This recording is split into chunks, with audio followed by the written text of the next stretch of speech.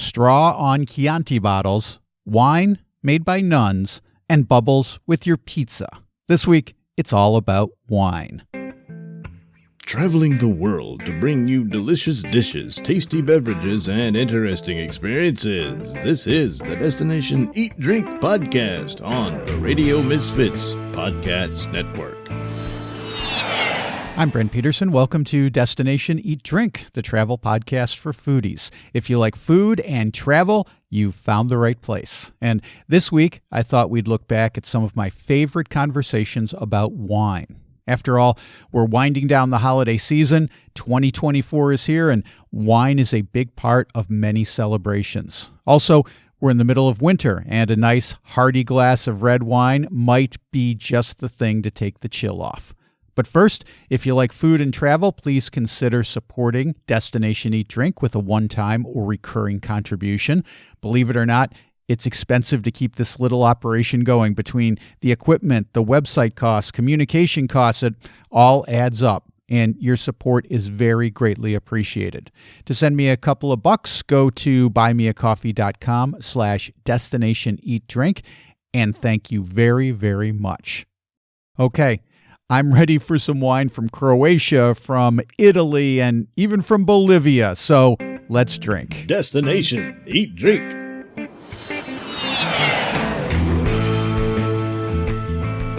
Robbin Gheesling is a photographer who leads photography workshops in Florence, Italy. She's also written the book Wine Doors of Florence.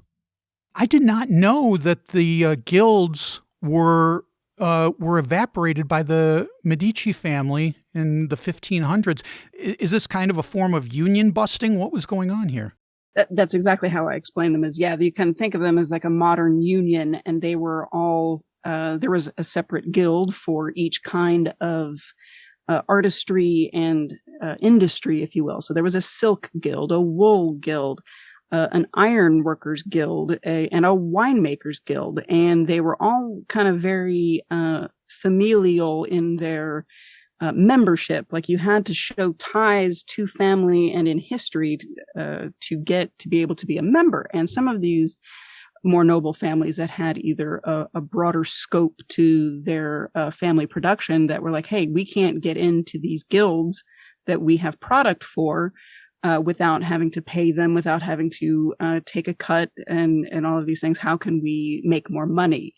Signor Medici, how can we help us make more money? And so the guilds were dissolved. So this was because people were trying to break into the industry and slam. The doors are shut. I can't get in. I can't be a winemaker. I can't be a butcher. I can't be a silk maker because these guilds are completely shut off to me for access.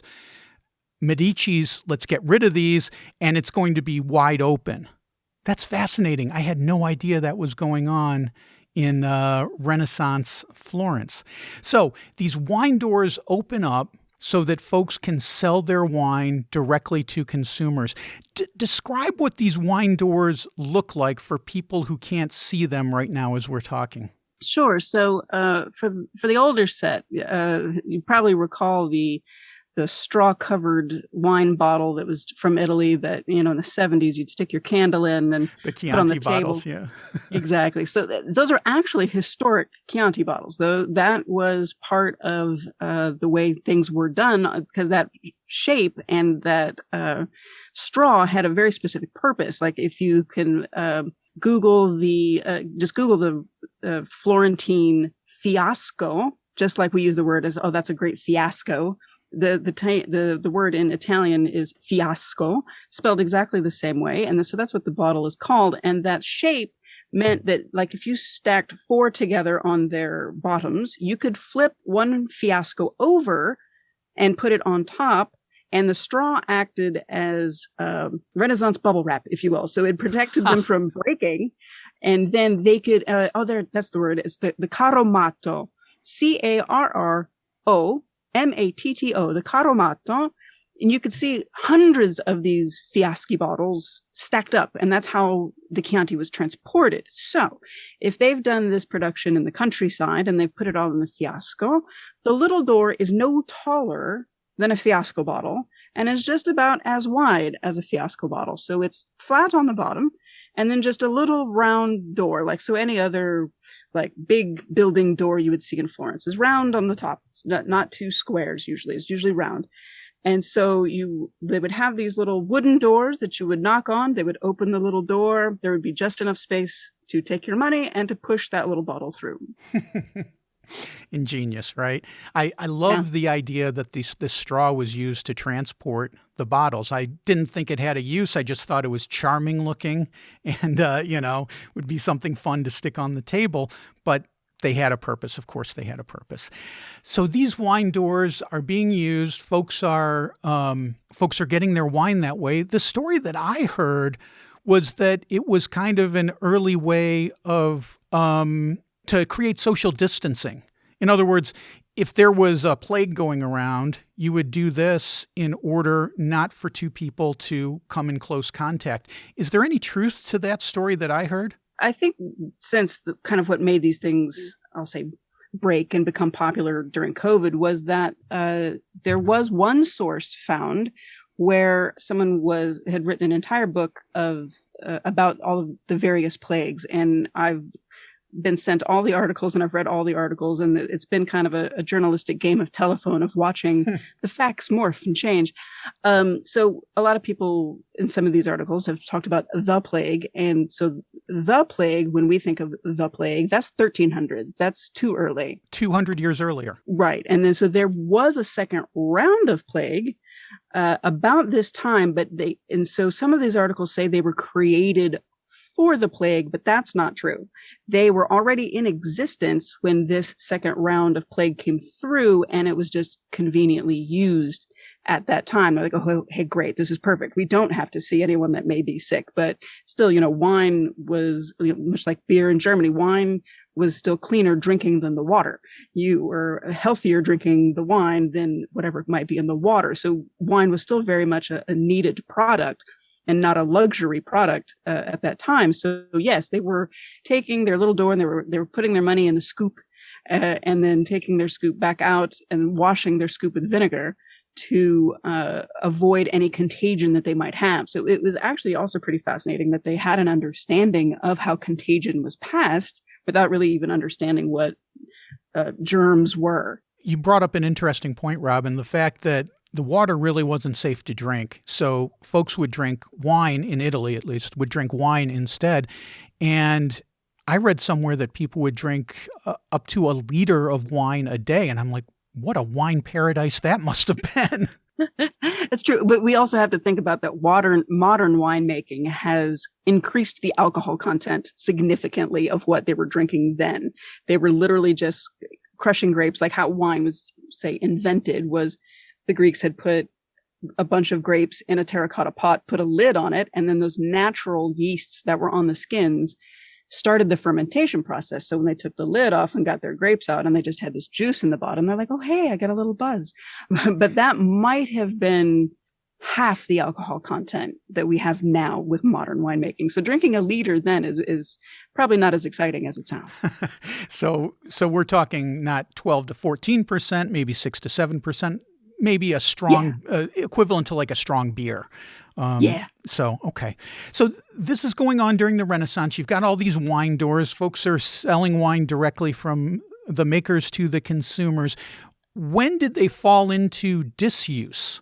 There was actually quite a few used, and that's part of what I'm going back to research is kind of like we still don't know when the first one was cut. We don't know which building had the very first one, as well as just their decline was even as recent as the early 1900s. So I think it wasn't even until World War I that they probably were stopped being used and just got walled up. So 400 years they were using these wine doors. I remember when I first visited Florence, I didn't really know about these things, but I remember seeing them and I thought, they kind of almost look like a nave that you would see in a church because a lot of them will have like a picture of Mary or something in them. Some of them have taken on a religious overtone, but I didn't think anything of them. I just thought it was just another religious icon in Florence. And then the pandemic comes and these wine doors start coming back into use. Is that how they started using wine doors again, or was it before the pandemic? Well, there was one restaurant that started to use theirs again before the pandemic. Now, there's also Vivoli Gelateria in Florence, just very famous gelateria. Excellent gelato, by the way, if you're ever there. Theirs was always open. And like I say, I started photographing in about 2013. And then there's a preservation association that started about 2 years later. But theirs was always open. So when I found the one book that I could find on these from the library in Florence, and I went there and I said, do you know what these are? And they're like, oh, yeah, we know what it is. But theirs was hidden until the Great Flood of 66. Oh. Theirs had been completely walled up. So it was kind of half and half. Many were destroyed in the Great Flood and many were kind of refound in the flood. They said, yeah, it was completely plastered over. And then when the flood had gone way above their little door, when they're having to restructure their walls, they found this little hole. And so they restored it. Now, they did not serve out of it at all. They literally just had a plant stuck in it. And I'm like, okay. And it wasn't even a real plant. It was a plastic plant. And so theirs was always open. And then when I started doing my first round of photography of them, I could see where some had access on the other side, but were just completely ignored and disused. And then, so by the time Babé, the restaurant that has theirs now, came about, I had already photographed it. And when I photographed it, there was no restaurant there. It was completely empty and abandoned. And so when I heard that they were serving out of it, I was fascinated and thrilled. And then with the pandemic, obviously, the way the restrictions were in Italy, you could barely be on the street, much less go into a restaurant. So those that had one readily available started using them again, like Vivoli started serving. Thank goodness they were serving their cases of gelato out this little door, so nobody have to come in. Right. Then a couple other restaurants have that were walled up on my last photography tour have dug them out and restored them for service. Shafik Medji is a travel writer whose new memoir is called Crossed Off the Map, Travels in Bolivia. He tells me about some wine made by nuns.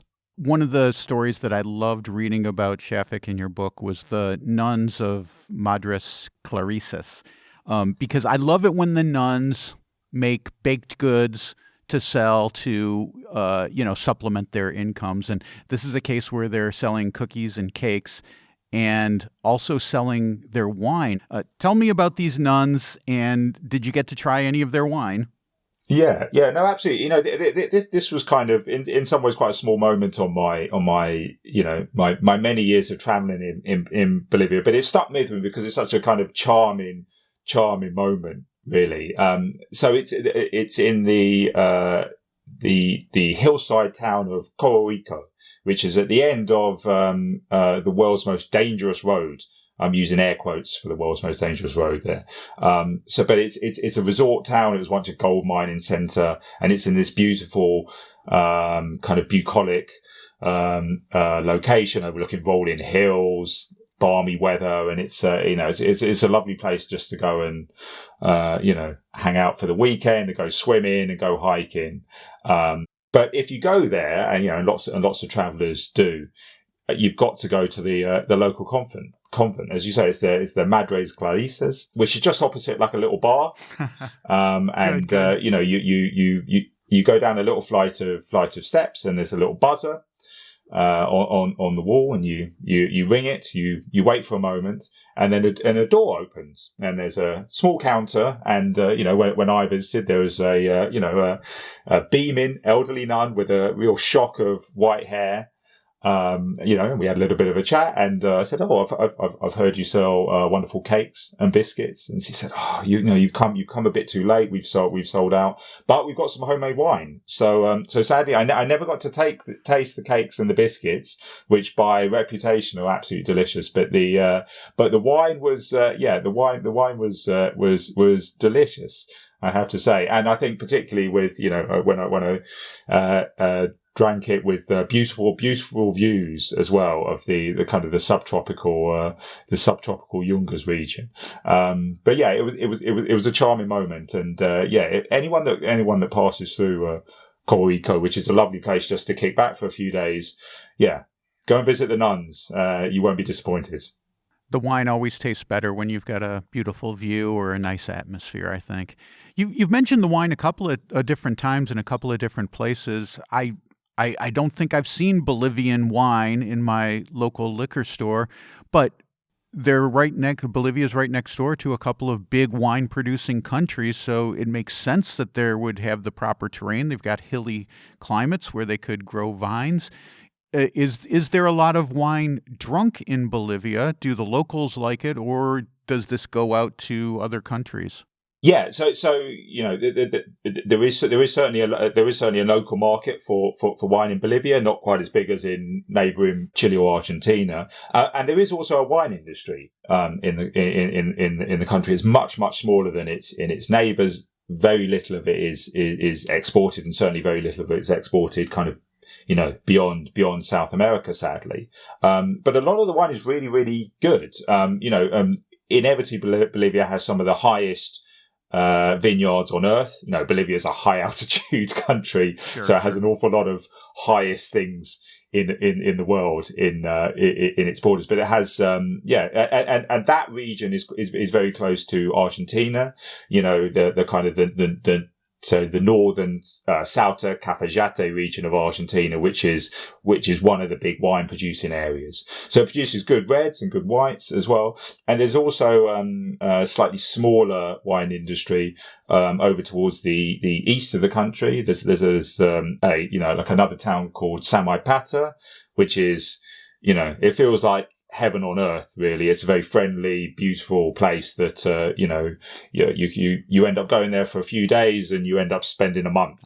But in that region, they've also got kind of small scale vineyards, but they're producing increasingly good wine. And every time I visit, every couple of years when I go back, and I've been traveling to Bolivia since 2004, the Bolivian wine has become more available. The quality of it's improved, so it's absolutely something to check out while you're there.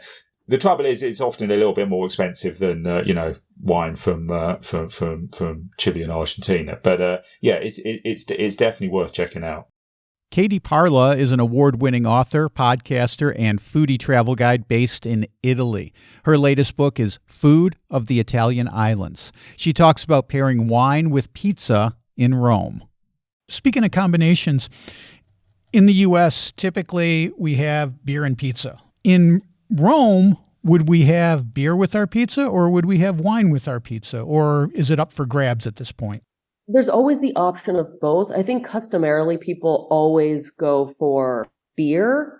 When from like a sort of technical professional pairing standpoint, a very mineral-driven, crisp white wine, or even a sparkling wine, or even champagne are considered like the ideal pairings for a margarita. And then you'd switch up if you have something a little bit more substantial as a topping. Like if you have sausage or something, you might want to go for like a light-bodied red, something like that. But I would say, I know it's very, very indulgent, but champagne, like a great champagne with a fantastic margarita, is like a 10 out of 10. The good news is you don't have to like do that. You can also get like a really delicious, naturally made Prosecco, which is not going to be filtered. And so it's going to have kind of like the yeasty, bready notes that really blend very well with pizza. Something from like Casa Belfi or something like that.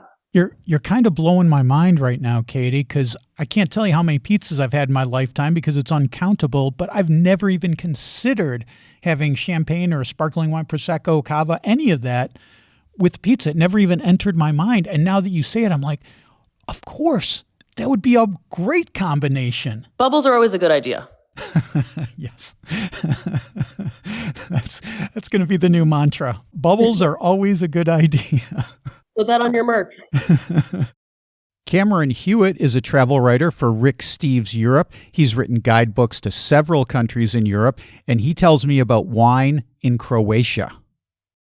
What about the wine? That's another thing that I love about Croatia. I remember from my visits to Croatia, especially in the Istrian Peninsula, the wine was very rustic and I don't use that term as a pejorative at all. It just means, it wasn't as refined as some other wines that you might get. So the quality could be very good, but, you might get a little more tannins than you might in some other kinds of wines. What was your experience enjoying wines on this most recent trip? What was the quality like, Cameron? I mean, I think the quality of Croatian wines is outstanding, and they're not very well known internationally because they just don't export very much, and just because they don't have that international brand or awareness. But I think actually, especially even just in the last, I'd been there maybe 3 or 4 years ago, and even in that time, I see the wine industry developing at an astonishing pace. I mean, again, going back 20 years, 30 years, during the Yugoslav period, a lot of wine production was collectivized, and so all of the kind of unique distinctions between different wines were mushed together, and it was all about kind of big industrial production. And bulk wine. This is something that's taken, but it's taken a quarter century, but they've, slowly people are going back and reclaiming a family, either people going back to their own heritage, or sometimes people bringing in know-how from other parts of the world and deciding they want to build their winery in Croatia somewhere. So I had some amazing experiences with Croatian wines. There's a region just north of Dubrovnik, and it's this long, skinny peninsula called Pelješac. Pelješac is the name of it, and it's an hour and a half drive from Dubrovnik. And that has some of the best wines in Croatia. And I have a local contact in Dubrovnik who actually runs a wine bar there, and he took me on a day tour up to Pelješac. And we already had in our guidebook several great places there, and he took me to just as many new ones that were either new or new to him, or had kind of emerged and evolved since the last visit I was there. And I just was blown away at the quality of the wines, and also the care with which these vintners are approaching their craft. And some of them, there's one guy, and I'm sorry, I could look it up, but I forget the name of it. But one guy, he's really an academic. He went and studied wine production, and he makes great wines, but he's kind of gone back to some heritage wines. Like there's a kind of wine that basically hasn't been made in Croatia in hundreds of years. And he kind of tracked down through genetics, the original grapes that were used for this wine. And he's planted some of these grapes, figured out a way to track down something that's very similar, or even with hybridization. He's created some, not new, but kind of trying to recreate some old vines. And some of the stuff he's doing is just really exciting. That is so cool. I love when they try to resurrect some of whether it's a heritage vegetable or whether it's one of these old grapes that has pretty much been forgotten for forever, because either it's hard to grow or, it's fallen out of favor for whatever reason. So I'm really happy to hear this. And the other thing that I noticed when you're telling me that story, Cameron, is how jonesed you get when you discover a new place. That must be like uncovering a little diamond for you when you find a place that you're not going back to a place and just saying, okay, check mark, this place is still good. This is a brand new place for you. That must be awesome. Yeah, it's a really fun and satisfying part of my work. And you're right. A lot of what I'm doing, some trips I go and I'm actually writing a new guidebook. So it's all new scouting. And that's, in some ways it's more work, but it's also more fun. But most of my trips are updating. So, 80% of my time, 90% of my time is spent just checking what's there. But I'm always on the lookout for new discoveries. And this is a case where I had a little extra time in Dubrovnik, and I said, I could take a day at the beach, or I could go out with this friend of mine, Sasha, and he could take me to some interesting new wineries and make these discoveries. And it's really gratifying for me because I find a place like these many wineries that I'm going to be putting in the book for next year. And then for years to come, it's very satisfying knowing a lot of travelers who otherwise wouldn't have thought to go there or wouldn't have known where to go if they were in the region. I often get feedback, or I bump into people who are using my book, and knowing that it'll have that concrete, sort of that tangible of a impact on people's trips is extremely gratifying. It's, it's worth all the hard work easily, because I know how many people are going to discover this place thanks to that work. And the people who are recommended in the book, these vintners who deserve a little more attention, are going to get a little more attention now. And that's also, they work hard, and they deserve a bigger customer base, a little more attention than they've been getting. And so it's fun to be a part of that equation too.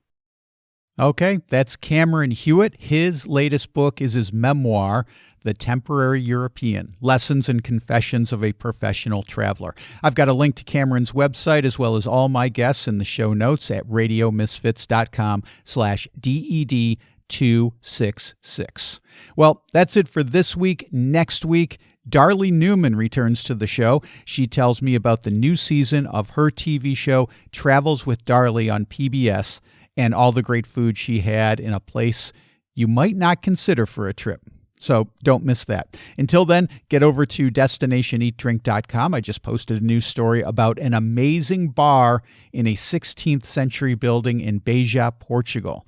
Get that at destinationeatdrink.com/blog. I also just posted a brand new video about some famous dishes from the biggest little state in the Union, Rhode Island. It's a delicious food crawl through an underrated place. You can see that by clicking on the video tab at destinationeatdrink.com or by going to YouTube at Destination Eat Drink 946. And while you're there, you can also support Destination Eat Drink by clicking on the coffee icon in the bottom right-hand corner of the screen or by going to buymeacoffee.com/Destination Eat Drink. And thank you very much. Wishing you a happy and prosperous 2024. Destination Eat Drink is distributed by the Radio Misfits Podcast Network and Ed Silla, a guy who's been working on pairing scotch and pizza. Thanks, Ed. I'm Brent Peterson. I'll see you down the road. Join us next week for another culinary adventure on Destination Eat Drink, a presentation of the Radio Misfits Podcast Network.